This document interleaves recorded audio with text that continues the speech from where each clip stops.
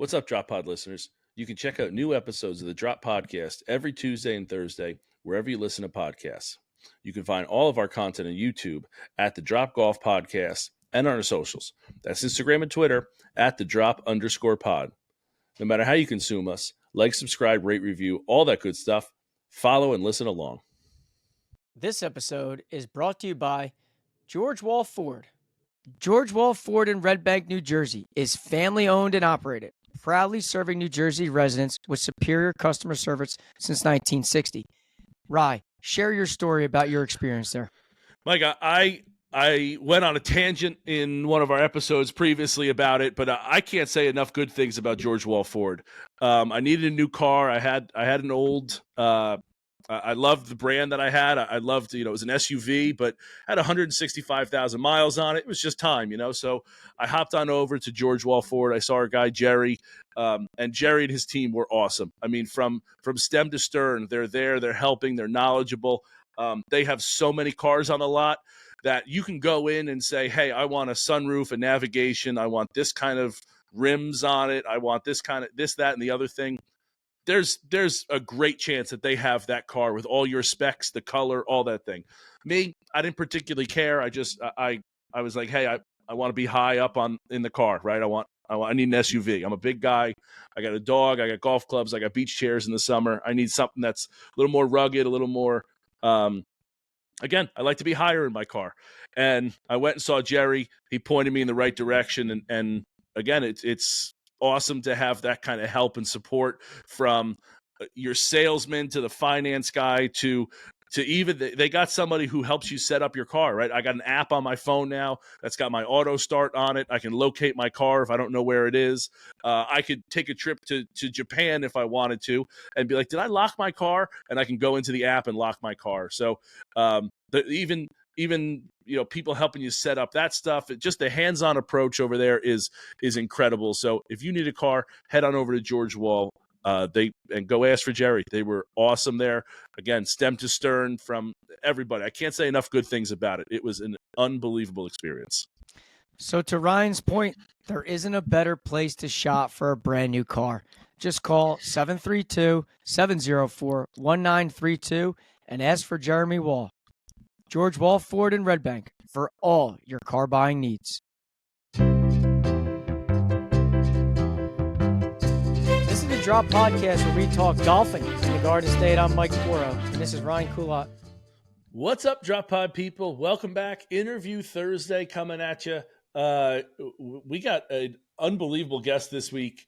We have the 2024 New Jersey AM champion, Reed Greyserman.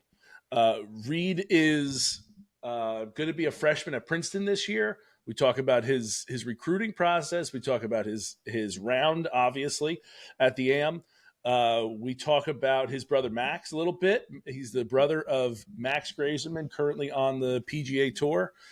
His brother Dean also playing at Stanford. So the Greyserman name is hot right now in the world of golf. And it's, to have Reed on and to talk to him and I know you played with Dean in the New Jersey Open 2 years ago, Mike. And we talk about that a little something bit. like that, yeah.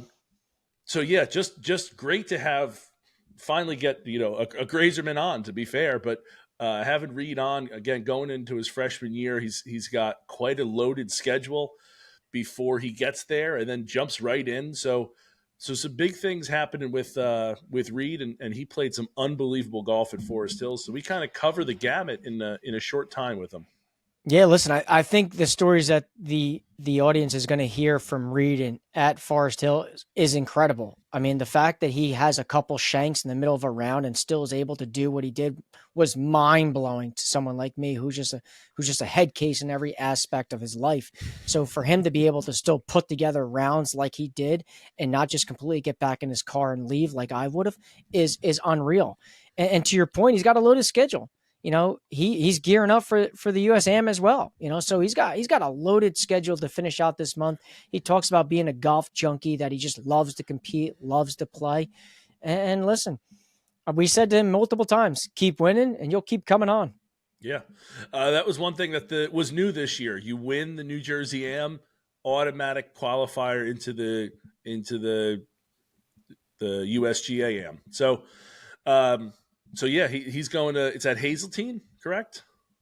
So he was gearing up for that. He was gearing up for the Met. He was gearing up for, it seemed like he talked about 5 or 6 tournaments that he's playing in August alone. So, I mean, yeah, really cool to have him on. It was nice to give us some time in between those tournaments, quite frankly. And so best of luck to Reed and his schedule coming up. We're not going to hold you anymore. We're going to send you to that interview right now with Reed Greyserman, 2024 New Jersey Amateur Champion. Enjoy.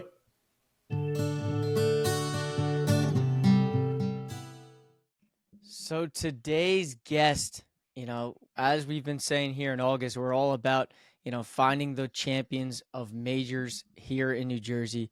And who better to have on than the 123rd Amateur Champion, Reed Greyserman. Reed, thank you so much for coming on today's show.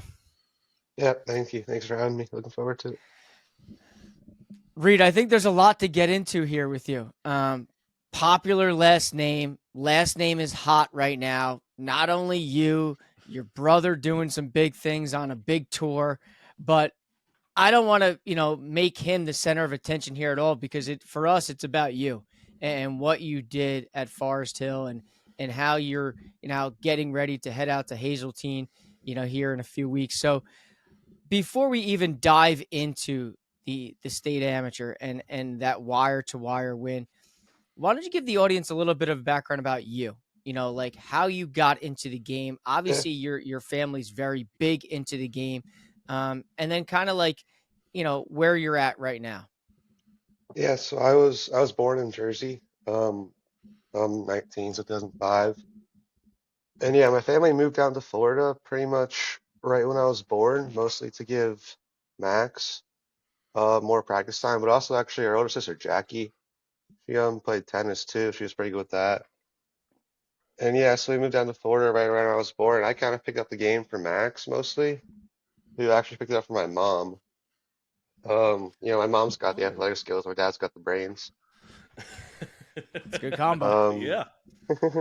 Yeah, so I pretty much picked it up from Max when I was probably 5, 6 years old, and I've been playing all my life. Played junior tournaments when I was younger, and it's my favorite thing in the world. Now, is Max the oldest or the middle? Max is so Jackie, the sister, is the oldest. Okay. And it goes Max, he's 29, and then Dean is 21, and then 19. Okay. Interesting fact, Reed. I played with Dean at the State Open a few years ago back at the Ridge at Backbrook. Yeah, right before he was going out to Stanford for his freshman year. Yeah, Dean, he's awesome, yeah. Yeah, talk about mashing the golf ball. I mean, it must just run in the family because holy hell, even when I'd hit it, he'd hit 80 yards past me. But that story's for another day. But obviously, and it's funny because when I was out there with Dean for those 2 days, I kind of picked his brain and just kind of, I knew about Max, and he had talked about you at the time. We're out at, I want to say the USGA juniors at that time playing out there. So it was kind of funny how this has now come full circle to where it's, we got you on the show. Well, before we, have been able to connect. We've talked to Max, but haven't been able to connect with him, get a date. We've talked to Dean, but like you're the first guy on here, and it's kind of fitting because I think what you did at the state amateur was beyond impressive. I think when Ryan and I had previewed the NJSGA majors, one of the things that we've done with them is we've partnered with them to kind of preview things. We go out there, we play it, we talk to somebody at the golf course, and then we weren't really sure what type of numbers people would put up there. We did think the course could be gettable. I don't know if either one of us saw 64, 66 as your 2 opening rounds as the numbers. Yeah. But I think what you did there was really impressive. And let's start with the first round. Like 64. Did you think going into the tournament you had 64 was out there? Like, did you think that was like a real possibility? Yeah, I mean, I never played the course before. First round. That was the first time? Yeah. No, it Oh wasn't. my No, you can't God. say that. That can't be true. That's not real. All right, all right. Yeah, Listen, who needs a preview when we're gonna fire 64? yeah, I was out of town. I couldn't make the practice round days, so I just went in blind. I mean, the course is pretty in Is front of that you, so it wasn't too much of a problem. something that like? Do you prefer doing that, or is that Um, something that you like? Would you have preferred to play a practice round, or are you just like, yeah, I mean, hey, I'm just gonna? I always try to get on and play practice rounds. It's definitely helpful, just to see things like where to put the ball, where you can't put the ball, but I didn't have time for that, so I kind of just had to go in there. I But I mean, mean, I you hit might it. want to change your strategy and just do this every time because I'll tell you, 64 there is Mike and I talked about it. I think that like it was gettable for a 60, as a low 60, something like that, 64, Yeah, 65. But I didn't think to be as consistent as you were. That was the more impressive thing to me to do it 64, 66, 68. Like you get out to such a big lead in 2 rounds that like, not that you put it in autopilot, but you do have to, I'm sure, change your mentality, which we'll talk about. But to do it multiple days like you did was the more impressive thing to me. yeah, it And was then good. I mean, sorry, go go ahead. ahead. No, no, go. I was just saying, it was good. It was obviously easier. Never seen the course the first time because I was hitting it so well. Like, there's fairways and greens all day. You don't have to worry about, misses off the green, stuff like that. So first round was pretty cruise control. The last 3 rounds were a little different though. 64 cruise control. Let me 60. start. I need to learn that. I need to learn that speed. I need to learn that speed somewhere. I mean, so, and how about the caddy? Did your caddy, is it like, was your caddy a local person or a buddy or Yeah. just someone? No, so my caddy is JT. He's my swing coach. I've been working with all year. He's never seen the course either, but he's really good on the bag. He helps me out, keeps me calm. Really good to have him there. Listen, Yeah, that's wild. yeah. I mean, so you shoot 64 opening round, okay? And, no, there's some couple other 60s in there, but, I know Thomas O'Neill went 65. So it was kind of like, all right, you weren't running away with it after the first deck. Yeah. Like there were some people that also kind of dipped into that low gear, similar to what you did. But then the second round coming back with 66, I mean, when you're seeing the golf course after the first time, I think one of the hardest things for golfers to do, just in general, I don't care what tour you're on and I don't care what level you're on, is after you go low, typically the next day it's kind of that setback. It's normally like a 72, a 73, and you kind of like, you bring the feel back. You were able to keep your foot on the pedal there and say, you know what, I'm going to go 64 and I'm backing this up with 66 to kind of separate myself a little bit. What was the thought process going into round two? Yeah, going through the day, I was kind of just, I hit it well the day before, so I was kind of just, let's do the same thing, keep it going. And I think I remember I got to a pretty decent start. I think it was like 2 under through 8 or something like that. And then I get to hole 9 and I hit my tee shot on the fairway. And I hit a cold straight shank with 7 iron, like straight up the hosel. Stays in, I make par. I get to 10, I tee off, I hit another hosel rocket. So at that point, I just hit 2 cold shanks in a row. And the mood goes from like, all right, let's keep the pedal down, let's get this lead, to like, holy shit, how do I finish this round? Like, I mean, I'm literally like on the outside, I'm looking all calm, collected. On the inside, my mind's going a million miles an hour. I just hit 2 shanks. I had to hit a provision off 10. I hooked it like 40 yards left, and just like, what the fuck do I do? So then I bogeyed 10. I get to 11. I bogeyed 11 too. So at this point, I bogeyed 2 of 3 with 2 cold shanks in there. And the walk to 11 to 12, I think is where I won that golf tournament, because that walk's probably like a 50, 60-yard walk down the path. You gotta get to 12 tee.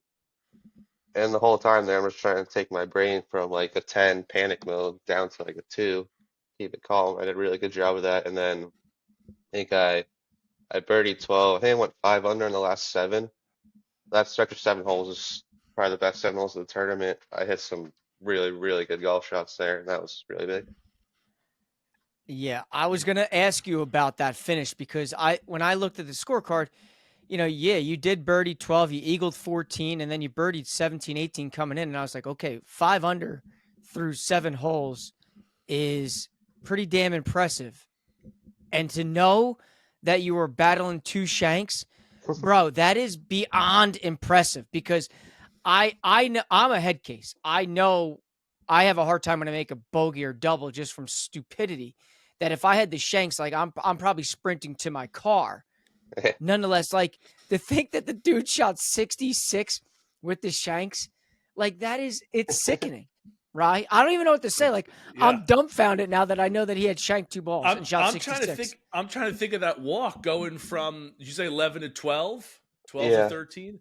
No, 11 to 12. 11 to 12. 11 to 12, where it's like, yeah, you just got to be pacing the path to try to calm yourself, because that's a coming off that, like you said, you might be calm, but the inside's just got to be like a house fire going on. And so to be able to calm yourself is, Mike and I have talked about this. People have there's a lot of great golfers in there, but not everybody is able to withstand the mental test that golf is. And that's really what separates good golfers from great golfers. So kudos to you for being able to do that. That's a testament to the mental side of the game for you. It's probably a testament from getting beat up by your older brothers as a little kid. It's probably, all the things that have, to me, that's what separates the cream to the crop. That makes you rise to the top there. Yeah, I mean, when it's going well, I'm sorry. When it's going well, it's easy. Anybody can go out there when they have their A game and go like shoot 5-6 under. But for me, that tournament was all about how, like, I had it going. I had the A game, not the A game, but I'd say I had the B plus game for the first 27 holes. And all of a sudden, I just went down to a D game because I forgot how to get the golf ball. And then to be able to, like, get from that mental state of just like complete panic, like it's like a war in my head, down to like, all right, let's get back in this and make some birdies, let's take this lead. That was really big for me. Now, how much does JT help in that process, on that walk, even specifically, and maybe before that, like having your swing coach on your bag, how helpful was that? Yeah, it's huge. JT's my swing coach, but he also helps me a lot with more mental stuff, and we've been working a lot on my breathing this year. So being able to use breathing as a technique to like bring your brain down, and that's kind of what I did that whole walk. I mean, I had my eyes closed for that whole minute walk, just breathing, super slow breathing. That's all it was, and that's what he reminds me to do. Yeah, that's huge, because having someone like that, as opposed to a buddy might just be like, hey, calm down, you got this. And like, there's not real technique in that. There's not real science behind that. It's like when you break up with a girlfriend and the guys are like, hey, screw her, man, you could do better. It's like, you gotta actually, kind of break it down. So that's good that you were able to do that.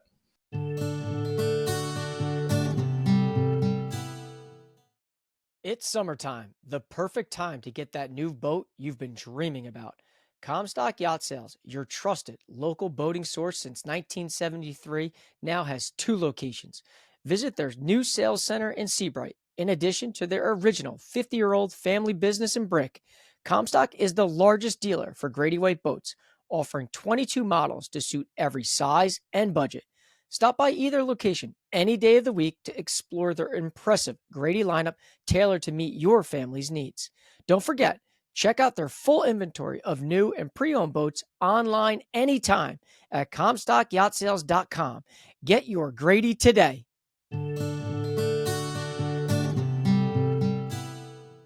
And then after the 66, you go 5 under those last 7. Now you got to sleep on the lead. And the next day is not just 18 holes. It's 36, and it's kind of a grind of a day because it's long.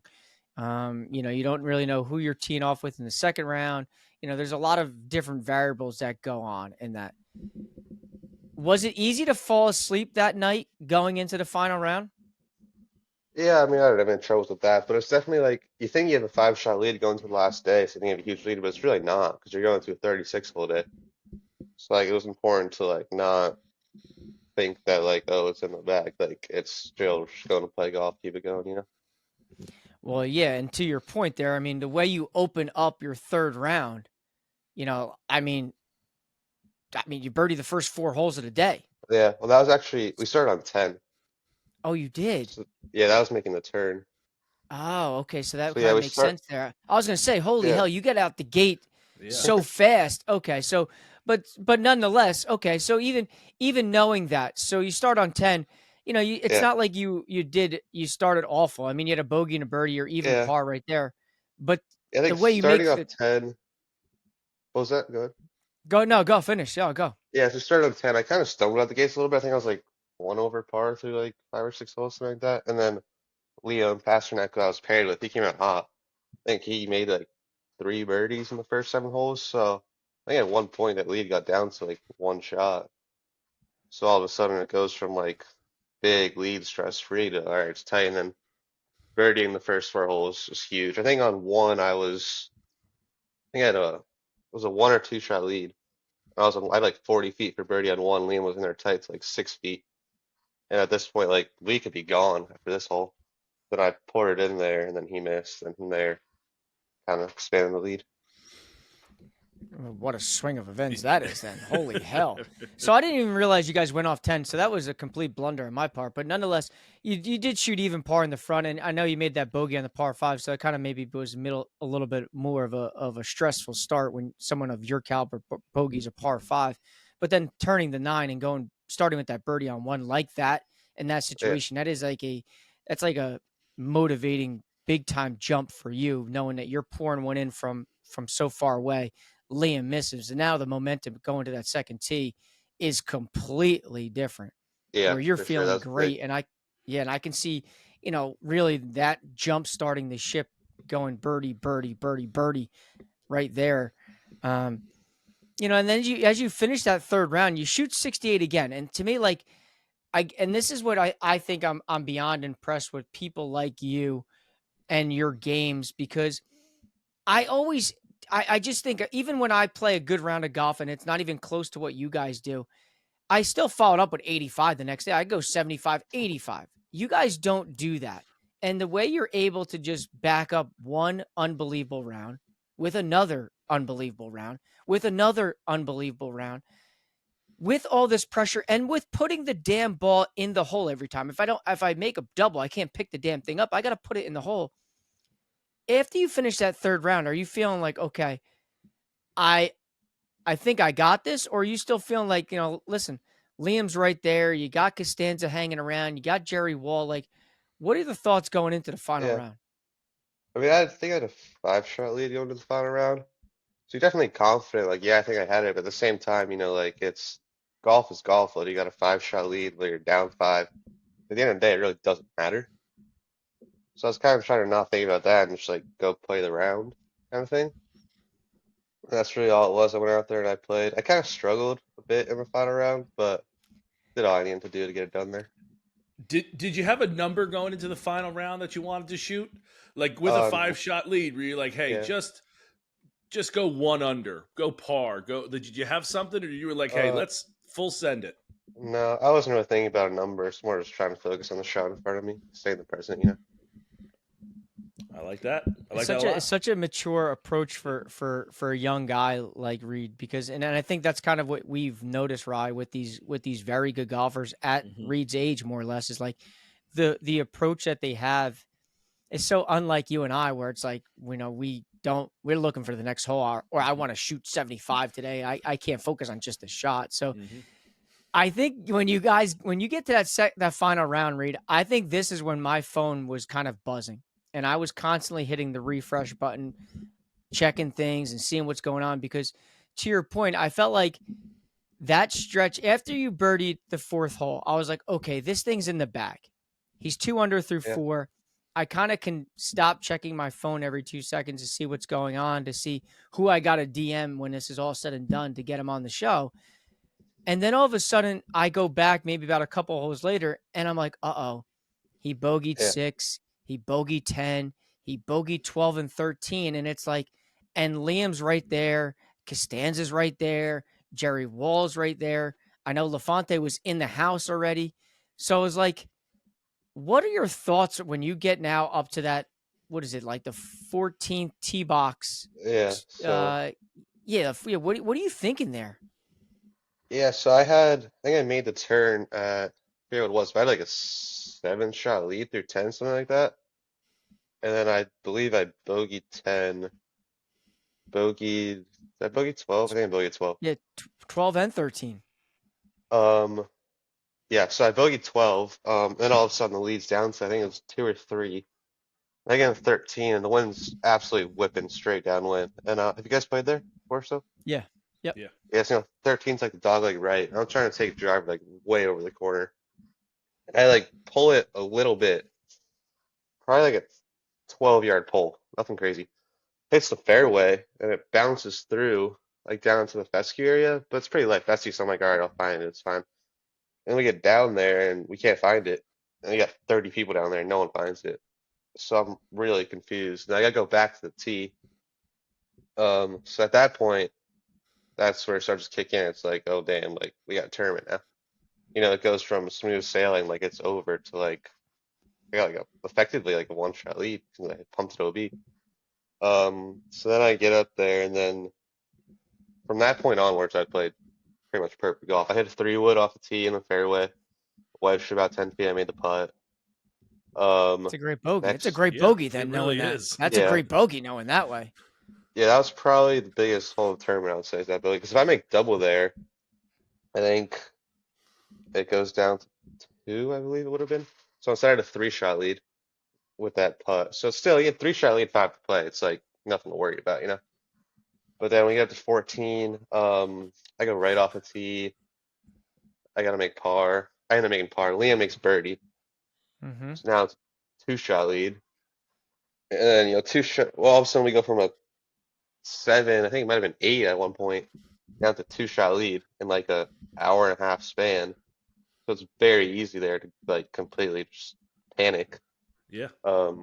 When like you think that like, damn, I won this golf tournament, and now it's like this might be the biggest stroke of all time.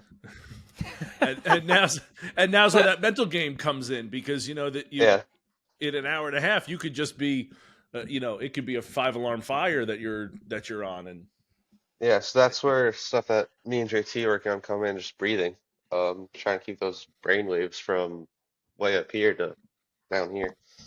So we So do that, and then we get. Go ahead. no, go. Yeah. So we hit a 15. I think Liam hits 2-iron off the tee, which is a good play in that hole. He just wedge in.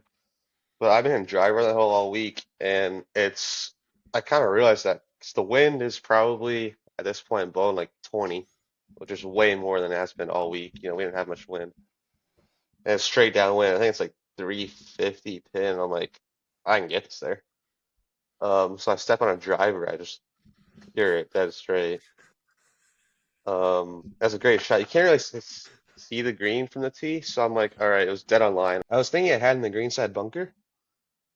And then I walk up there. I'm about halfway down the fairway, and I see a ball like 20 feet from the pin. And I was like, all right. So I walk up to JT. I was like, let's fucking go. Um, Dude, yes, it's funny you say that, because when we played our practice round there on 16, hold on, I want to make sure I get the whole 15. right. 15, Yeah, par 15, four, 15, 15. correct. Par 4, 15. I think I said either to Ryan or Kevin Purcell, who had us out there that day to play. I'm like, I think someone can drive the green here, because I don't hit the ball very far. I don't. I maybe hit it 260 if on a good day, 270 if I get the right car path bounce. And I still had about 60 yards into the green. And I'm thinking like, these dudes may be able to drive this. Yeah, So when I heard that you drove the green on 15, I was like, I can't say I'm a surprise, because these guys hit it so far. And when you knocked it on the green, I kind of thought, because people are texting me while you're there, like, Mike, stay tuned. It's close. It's going back and forth. It's not done like you thought, so on and so forth.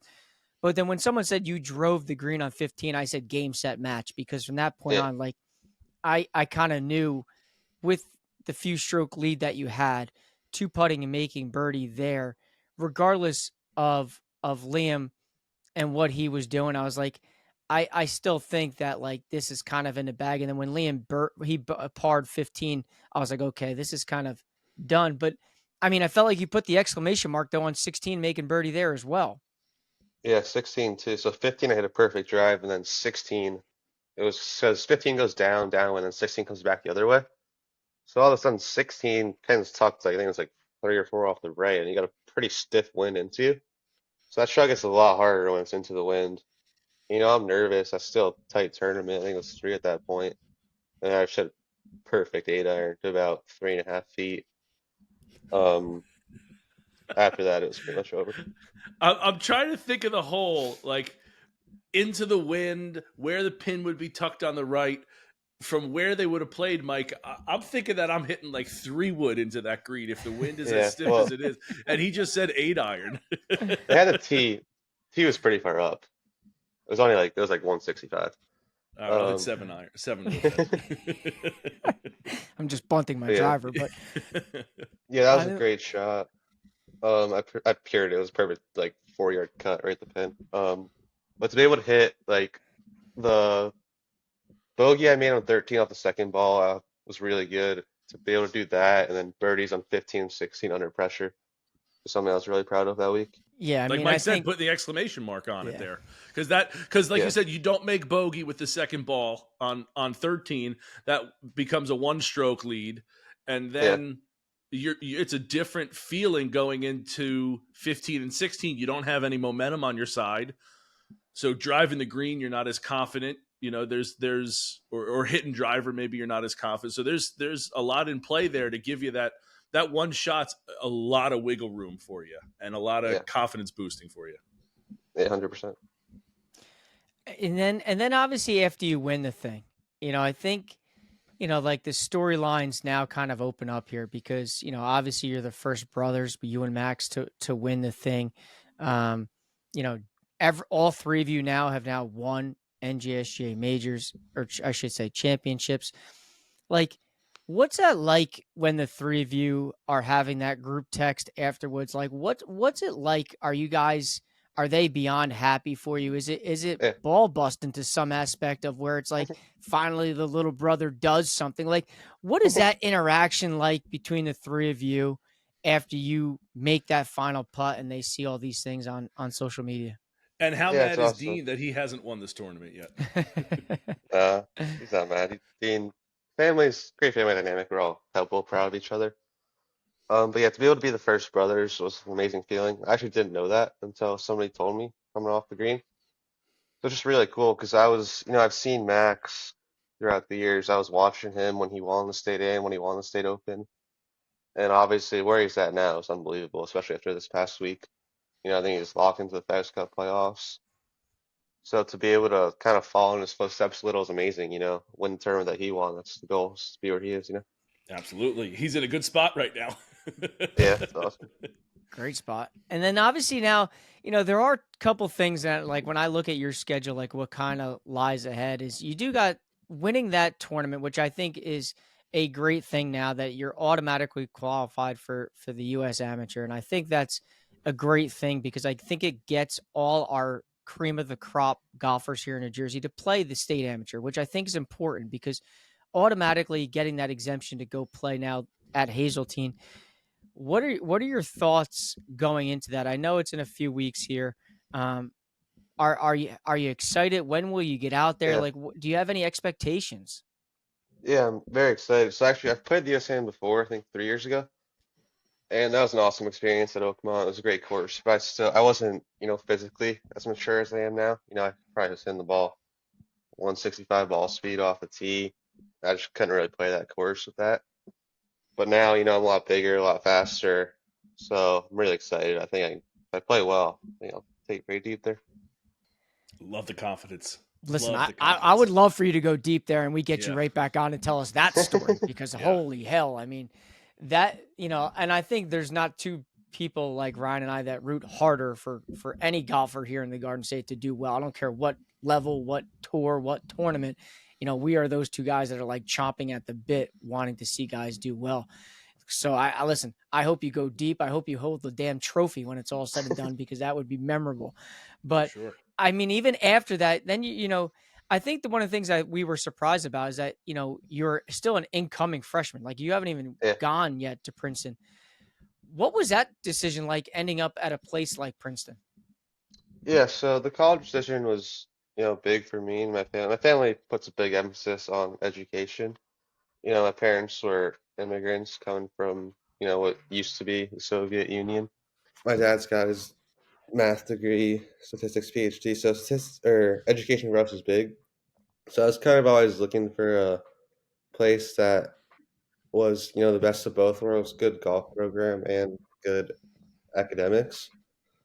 Obviously Max went to Duke, Dean went to Stanford. Got my Stanford sweater right here. Represent. Yeah, so I thought of it as a place where I can kind of not only excel in golf, but I can excel in really anything I want to be. And that was big, kind of looking at the decision. I'm like, I'm not just a golfer, I'm a person too. So that's kind of why I chose to go there. And at the same time, they got a golf program that's only getting better. They won Ivy Leagues 2 years ago, and then they got some really good players there right now. I'm looking forward to it. Reed, how old are you? 19. 19 going on 49 is what you are. Yeah, listen. I mean, just so mature. Yeah, it's how you crazy talk, because really he is. shaved his beard and he looks so much younger. And then I listen to him talk and listen to what he says, and I'm like, all right, dude, are you 35 and married with 2 kids right now, or I'm what? gonna start taking life advice from you. Yeah, I'm gonna hire you as my life coach. Forget about JT. Yeah, That's crazy. It's great. Yeah, for us, me and my brothers, it all comes from my dad. He's been a great mentor to us over the years, and he's given us a lot of great advice. Yeah, that's great. So, Rita, again, this is a golf podcast, so we're going to kind of get off track here. Did you say your parents were immigrants from the Soviet Union? Mm-hmm. Yeah, I didn't see that anywhere. I didn't know that. Yeah, they came over, I think, in the 80s. I think my dad was like 12. My mom was 16, maybe. Did they know each other then, or they met here in America? They met over here. Okay. Wow, wow, that's crazy. That's crazy to me. Yeah, very cool. Yeah, so awesome. I kind of want to talk Jersey roots. So you started this with born here in New Jersey, moved to Florida, did high school in Florida. Yeah, so I've pretty much lived split time between here in here in Florida my whole life. Okay. I did all preschool, elementary school, high school down in Florida, but I would always spend the summers up here. Okay. So you did have a house up here. So we were up here. Yeah, it's been the same house I'm in right now the whole life. Okay. So I spent pretty much 3-4 months here every year up in Jersey, and then now for college, I'm back up at Princeton, which is up here. So I'll pretty much be in Jersey full time now. Awesome. Which I'm looking forward to.